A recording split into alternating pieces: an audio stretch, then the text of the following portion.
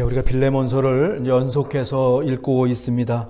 그동안 우리는 빌레몬서를 기록한 바울에 대해서, 또 빌레몬서를 받는 골로새 교회와 또 빌레몬에 대해서 살펴보았습니다. 빌레몬은 골로새 교회의 지도자였죠. 바울이 아마 에베소에 있을 때 에베소를 방문했다가 비즈니스 출입이었겠죠.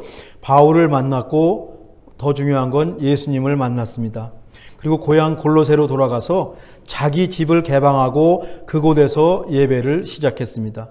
그래서 빌레몬에게 편지를 보내면서 바울은 그의 아내와 아들과 그 다음에 내 집에 있는 교회에 문안했습니다. 바울이 빌레몬만 생각하면 항상 감사가 나올 정도로 이 두 사람의 사이가 굉장히 각별했습니다. 빌레몬에게는 사랑도 있었고 믿음도 있었습니다. 사랑과 믿음이 함께 있습니다. 우리가 생각해 봅시다. 믿음만 있고 사랑이 없으면, 믿음은 엄청 좋습니다. 근데 사랑하는 마음이 없습니다. 외골수 신앙에 빠질 수 있습니다. 배타적이 될 수 있고 또 이기적으로 변할 수도 있고 남들을 판단할 수도 있습니다. 또 반대로 사랑은 엄청 많은데 이게 믿음이 없는 겁니다. 그러면 이 사람이 예수님을 믿는 사람인지 믿지 않는 사람인지 이게 종잡을 수가 없을 때도 간혹 있습니다. 무엇보다 이제 믿음이 없이 자기 힘으로 막 사랑을 실천하다 보면 분명히 지칩니다. 그리고 잘 되면 나를 내세우게 마련입니다. 하나님을 믿음으로 사랑을 실천하면 하나님이 주신 힘으로 물론 지치지만 하나님이 주신 힘으로 견디고 또 나중에는 하나님께서 도우셨습니다. 하나님의 이름을 드높이죠. 사랑과 믿음이 함께 가는 이 성숙한 그리스도인, 이 빌레몬에게서 우리는 지난주에 품격이 느껴진다는 말씀을 나눴죠. 빌레몬은 믿음의 교제를 통해서 예수님을 전했습니다.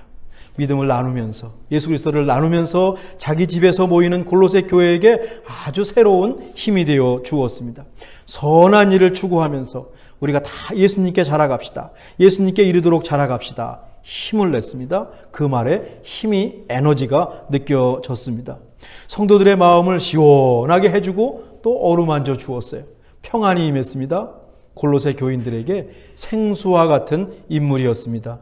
이제 감옥에서 이 소식을 들은 바울도 너무 기쁜 거예요.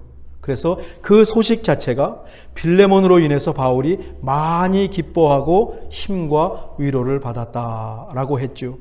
저는 이번에 빌레몬서를 읽으면서 우리 교회에 빌레몬과 같은 성도님들이 많이 세워지기를 기도하고 있습니다. 우리 각자가 빌레몬과 같은 그리스도인이 된다면 얼마나 좋을까요? 목사로서 정말 목회하는 보람을 느낄 것 같습니다. 빌레몬을 읽으면서는 그런 생각이 듭니다.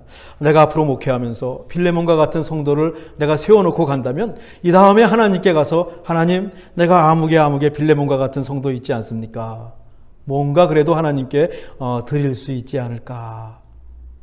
빌레몬과 같은 성도들이 우리 교회에 가득하면 우리 교회는 정말 멋진 교회가 될 겁니다. 지금도 멋지지만 또 하나님이 쓰시는 교회가 될 것입니다. 그래서 이 기도하는 마음으로 빌레몬서를 준비하고 있습니다. 지난주에는 우리가 품격이라는 주제를 갖고 빌레몬과 바울을 살펴봤습니다. 여러분 한 주간 품격 있는 그리스도인으로 사셨는지요? 쇼핑센터에 갔는데 사람들이 너무 많은 겁니다. 이거 어지럽습니다. 그래도 품격을 잃지 않고 줄을 서고 급해 보이는 분들께 먼저 가라고 양보하셨는지요? 여행하면서 우리 출타한 식구들이 굉장히 많은데 여행하면서 좀 불편한 일이 생겨도 슬쩍 웃고 넘기셨는지요? 또 감사절을 맞이해서 감사를 세워보고 감사의 마음을 품고 사셨는지요? 예수 믿는 것이 그 감사 가운데 가장 큰 감사셨기를 바랍니다. 또 예수 믿고 하나님의 자녀가 되고 하나님 나라 백성이 된 것이 너무 감사해서 이 바쁜 중에도 하나님 고맙습니다. 하나님 나를 자녀 삼아주시니 고맙습니다. 고백하신 줄 믿습니다. 또 우리가 사는 세상에는 이 감사절에도 기뻐할 수 없는 이웃들이 너무 많이 있어요. 경제적으로 어려운 분도 있고요. 본인 또는 가족 가운데 아프신 분도 계십니다. 어제 한 권사님께 전화를 거는데 권사님 감사절 잘 보내셨지요? 목사님 형편없이 보냈습니다. 몸이 아프셔서. 몸이 아프면 감사절이고 뭐고 없어요. 이런 분도 우리 가운데 계시고 이 세상에 너무 많이 계십니다. 마음이 힘드신 분도 계시죠. 열심히 살려고 애를 써도 이 구부러지고 어그러진 세상 시스템에 갇혀서 꼼짝달싹 못하는 분들도 계십니다. 어려운 이웃, 또 버거운 세상과 마음을 나누면서 겸허하게 감사절을 보내셨는 줄 믿습니다. 이 품격입니다. 품격에 대한 네이버 사전의 정의를 다시 생각해 봅니다. 사람된 바탕과 타고난 성품, 사물 따위에서 느껴지는 품위. 저는 이것을 다시 이렇게 정의하고 싶습니다. 예수님을 닮은 그리스도인의 멋진 성품과 행함, 둘이 합쳐지면 인격이 되고 삶이 될 것입니다. 바울은 나이가 많은 연장자였지만 빌레몬에게 복음을 전해주고 초대교회를 세운 사도의 권위가 있었지만 그 권위로 빌레몬을 몰아치지 않고 무작정 무대뽀로 명령하지 않았습니다. 도망갔던 종 오네시모를 받아주기를 아주 조심스럽게, 내가 담대하게 너희에게 말할 수도 있지만, 요청할 수도 있지만 아주 조심스럽게 사랑으로 부탁했습니다. 예의를 지켰습니다. 품격이 느껴졌습니다. 맞습니다.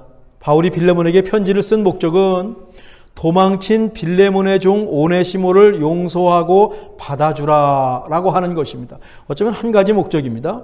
그러면 바울이 감옥에 있는 동안 마음 편하게 이 오네시모의 시중을 받을 수 있겠다는 것입니다. 그런데 당시에 그 도망친 종을 받아주는 것은 이건 관습이 아닙니다. 해서는 안 되는 일이고 할 수도 없는 일입니다. 우선 로마 시대의 노예제도에 대해서 잠깐 한번 살펴볼까요? 조 앤 쉘턴이라는 분이 이런 책을 썼어요. 로마 시대의 일상이라고 저는 번역했는데 As the Romans Did라고 하는 책을 썼습니다. 이 책에 보면 한 챕터가 이 노예제도에 관한 챕터입니다. 그 말은 뭡니까? 로마 시대의 노예제도가 그만큼 보편적이었다라는 것입니다. 어떤 때는 이 로마시 인구 전체의 30%가 노예였습니다. 노예들은 주로 전쟁에서 포로로 잡아온 사람들이었습니다. 노예 시장이 있어서 그곳에서 물건처럼 매매가 되었습니다. 인터넷을 보시면 이 노예 시장에서 노예가 매매되는 광경을 보고 있는데 제가 갖고 올 수 없습니다. 사진이 어떤 사진인지 참 갖고 올 수 없을 만큼 인간 취급을 받지 않습니다. 건강하고 젊고 하자가 없으면 값이 많이 나가는 겁니다. 창세기의 요셉도 형들에 의해서 은 20의 이스마엘 상인들에게 팔려서 이집트로 갔습니다. 이집트에 가서는 이스마엘 상인들이 노예 시장에 팔았을 겁니다. 내놓았을 것입니다. 아마 비싼 값으로 바로의 경호대장 보디발의 집에 팔렸습니다. 그리고 요셉도 상당히 값이 나가는 노예였습니다. 비슷한 관행이 로마 시대에도 있었죠. 시장에서 노예를 팔고 사는 겁니다. 노예를 사지 않고 렌트할 수도 있었어요. 리스할 수도 있었어요. 이게 얼마나 보편적이면 이런 일이 있겠습니까? 이제 노예를 사오면 먹여줘야 됩니다. 입혀줘야 됩니다. 건강도 책임져야 됩니다. 우리로 말하면 401k도 해줘야 되고 또 메디칼도 해줘야 됩니다. 이런 것에 부담을 느낀 사람들은 자동차 리스하듯이 일정 기간 노예를 리스하고 렌트했어요. 이처럼 노예는 사람이 아니라 물건이었습니다. 광산이라든가 또 농장이라든가 방앗간과 같은 공장에서 일하는 노예들은 그 사정이 더 처참했고요. 그래도 개인집에서 종으로 사는 것이 조금 좋았습니다. 물론 주인을 누구를 만나느냐에 따라서 노예의 운명이 바뀝니다. 나쁜 주인을 만나면 폭행에 시달리고 학대를 당하고 억압을 당하고 성폭력을 당해도 이건 속수무책입니다. 주인이 노예의 이름을 지어줍니다. 암흑의 소유의 노예라고 이 철로 목걸이를 딱 해주는 경우도 있고 몸에 완전히 새기는 경우도 있습니다. 참 사람을 물건 취급하는 노예 제도가 무서울 정도로 잔인해요. 그런데 이 노예 제도가 허락되는 사회에 있으면 그냥 당연하게 노예를 두고 노예를 물건처럼 사용하게 되죠. 1865년 아브라함 링컨이 수정헌법 13조로 노예 해방을 선언할 때까지 미국도 똑같았습니다. 불과 150년 전인가요? 당시 미국 노예의 숫자가 400만 명 이상으로 추산합니다. 미시시피와 같은 남부의 경우는 절반 이상이 노예였어요. 세 집마다 많으면 수십 명씩 노예가 있었고요. 너댓 명의 노예를 부리고 살았습니다.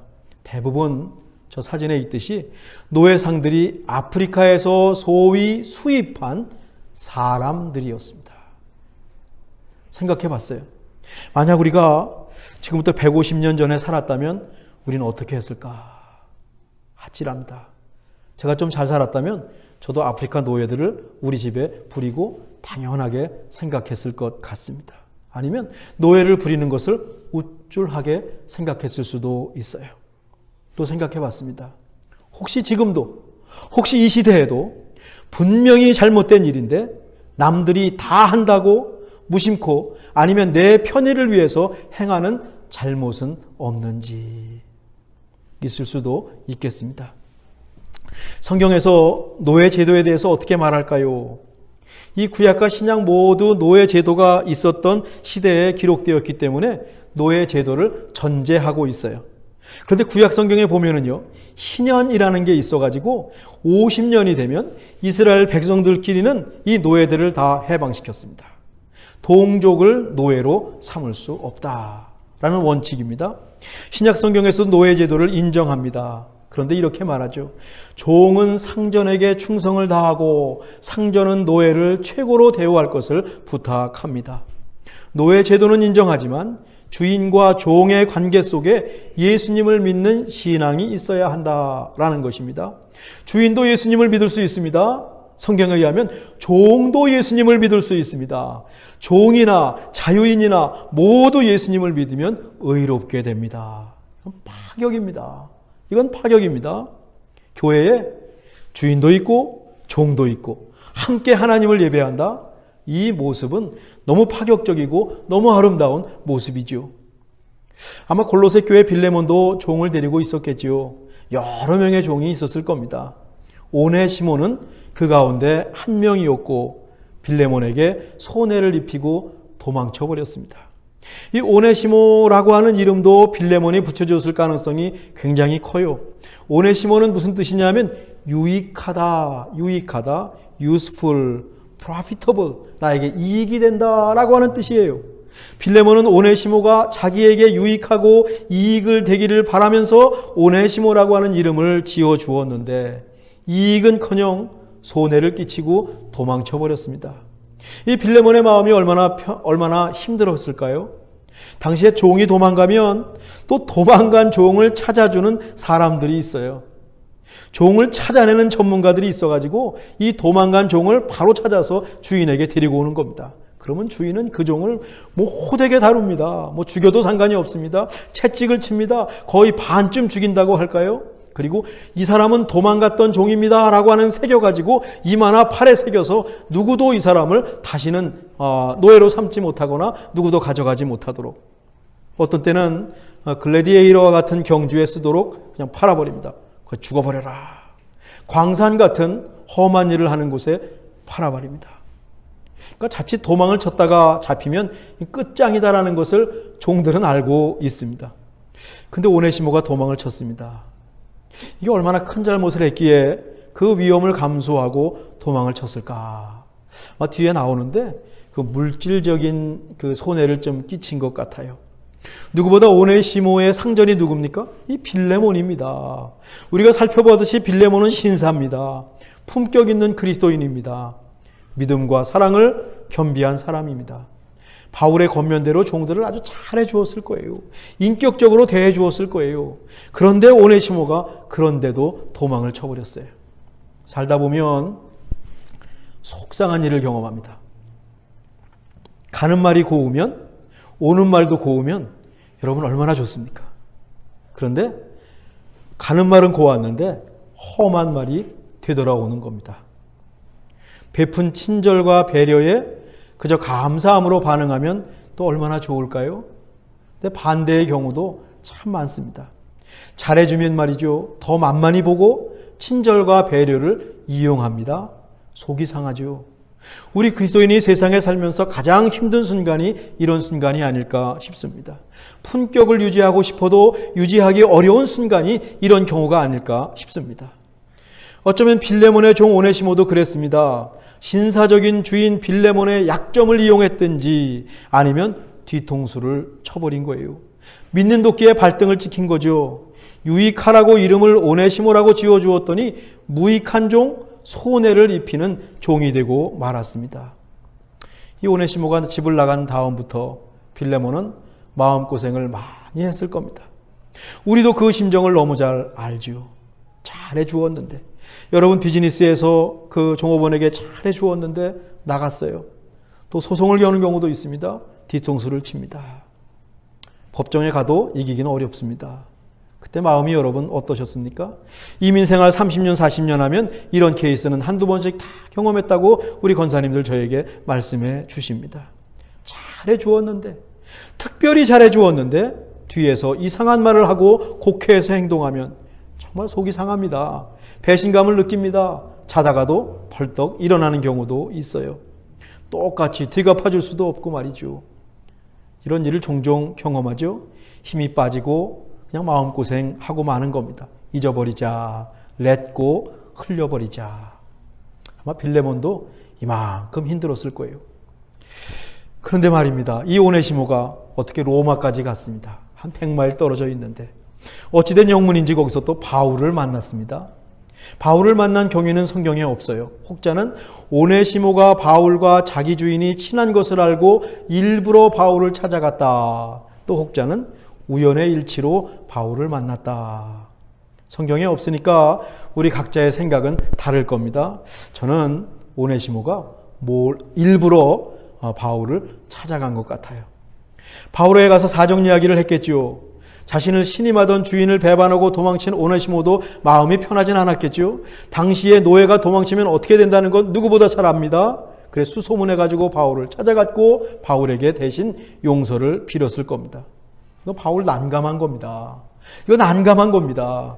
이거 다른 노예도 아니고 말이죠. 도망친 노예입니다. 다른 사람이 주인도 아니고 자기가 사랑하고 각별한 빌레몬에게서 도망친 노예가 자기를 찾아왔습니다. 이걸 데리고 있을 수도 없고 내칠 수도 없고, 바울이 쉽게 오네시모를 받아주지 못했을 겁니다. 그런데 구약성경 신명기에 보면 이런 말씀이 있어요. 도망친 노예를 보호해 주어라. 신명기 23장 15절과 16절입니다. 이거 로마 시대에 도망친 노예를 보호해 줄 수가 없는데 신명기에는 도망친 노예를 보호해 주라는 말씀이 있어요. 그러고 보면 우리 성경은 굉장히 급진적입니다. 성경에 깃든 하나님의 뜻과 생각이 당시에 굉장히 진보적입니다. 당시의 문화에 도전하고 있습니다. 아마 바울은 오네시모를 따끔하게 야단쳤을 겁니다. 잘못을 분명히 짚고 넘어갔을 겁니다. 그리고 여러 날 오네시모와 교제하다 보니까 이 오네시모가 괜찮은 겁니다. 오네시모가 다시 예수님을 믿도록 도왔을 겁니다. 오네시모도 바울의 안내를 받아서 완전히 새로운 사람으로 born again 했습니다. 거듭 태어났습니다. 다시 태어났습니다. 바울이 뭐라고 하냐면 갇힌 중에 감옥에서 낳은 아들이라고 부르고 있지 않습니까? 그 다음에는 내 신복이다 라고 말합니다. 신복은 마음 한가운데란 뜻입니다. 눈 속에 넣어도 아프지 않은 영적인 아들이요, 마음과 마음으로 교제하는 사이라고 하는 것이 신복이라는 뜻이에요. 이렇게 바울과 오네시모가 신앙 안에서 하나가 되었습니다. 이것도 신기하죠. 자, 복음의 능력일 겁니다. 신앙을 가진 사람들만 또 경험하는 신비로운 일일 겁니다. 그런데 마음에 걸려요. 바울이 마음에 걸리는 겁니다. 오네시모는 주인에게 잘못하고 도망친 종입니다. 아무리 오네시모가 변했다고 해도 당시의 규범으로 이건 범인입니다. 그러니까 바울이 편지를 써서 오네시모 편에 주인 빌레몬에게 보내는 겁니다. 그리고 빌레몬의 용서와 승낙을 받으려고 하는 것, 이것이 바로 우리가 계속 살펴보는 빌레몬서입니다.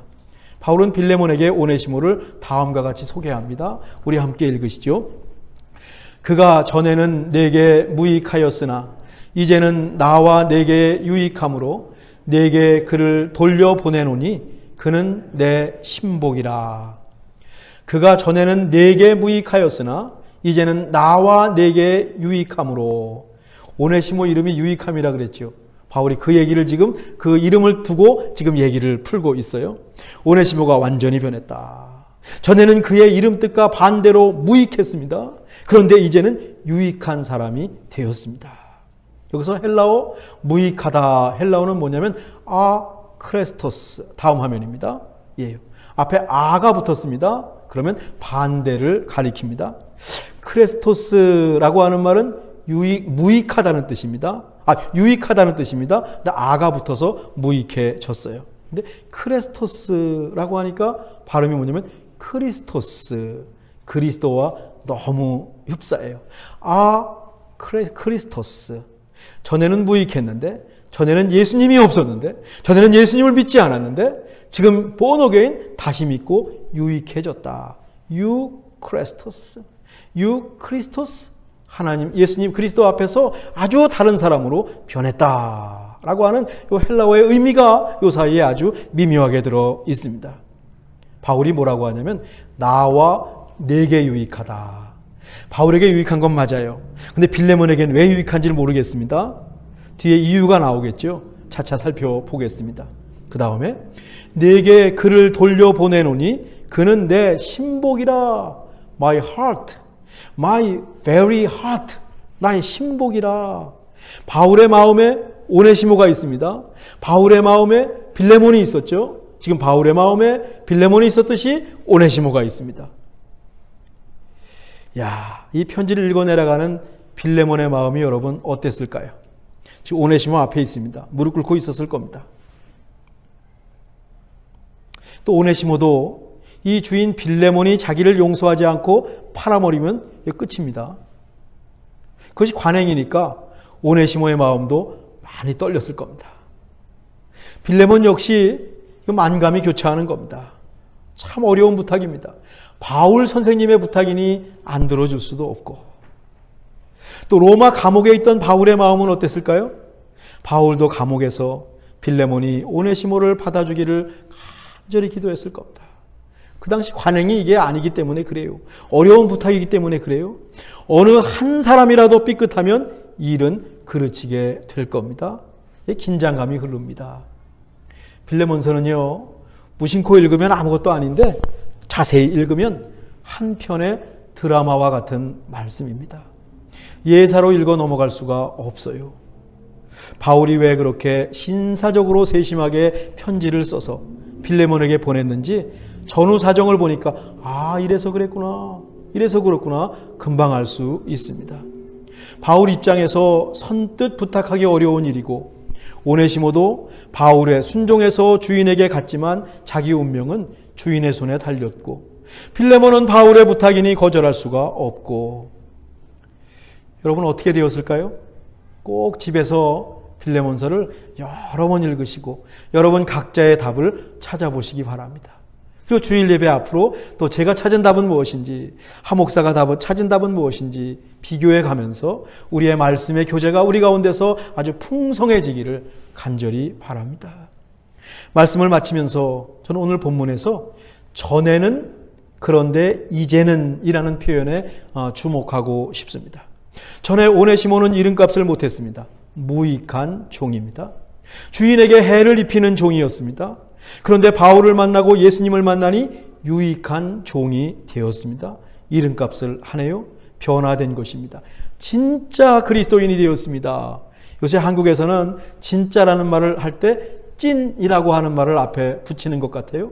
오네시모가 무익한 종이었는데 전에는, 이제는 찐 그리스도인이 되었습니다. 전에는 주인이라고 믿으라고 하니까 설렁설렁 형식적으로 믿었다면 진짜로 예수님을 만났고 이제는 진정한 그리스도인이 되었습니다. 무익한 사람이 유익한 사람으로 변했습니다. 신앙은 이 나무처럼 살금살금 자라는 성장이기도 하지만 때로는 말이죠, 어떤 계기로 완전히 새롭게 되는 변화입니다. 우리가 갖고 있던 고민이 있습니다. 문제가 있습니다. 참 풀어지지가 않았는데 어떤 계기에 한 가지 표현으로 한 가지 순간에 확실하게 변하는, 그것이 또한 신앙의 세계입니다. 화학적 변화라고 할까요? 물이 포도주가 되는 변화라고 할 수 있습니다. 우리 마음과 생각, 삶의 영역에 변화될 곳이 있다면 어물쩡거리는 것이 아니라 완전히 변화되기 원합니다. 아가 유가 되기 원합니다. 우리 안에 무익하기 짝이 없는 것들이 있다면 이거 정말 아무짝에 필요 없는 것인데 예수님을 믿는 믿음으로 유익한 것으로 변화시키고 새해를 맞으면 또 어떨까요? 물이 변해서 포도주가 되는 역사가 우리 안에 있기를 간절히 바랍니다. 기도하겠습니다.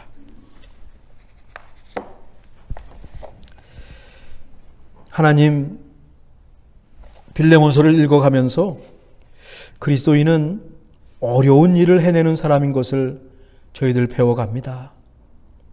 세상 사람들이 엄두를 내지 못하는 그 특별한 일을 믿음으로 해내는 사람이 하나님 백성인 것을 지금 차근차근 배워가고 있습니다.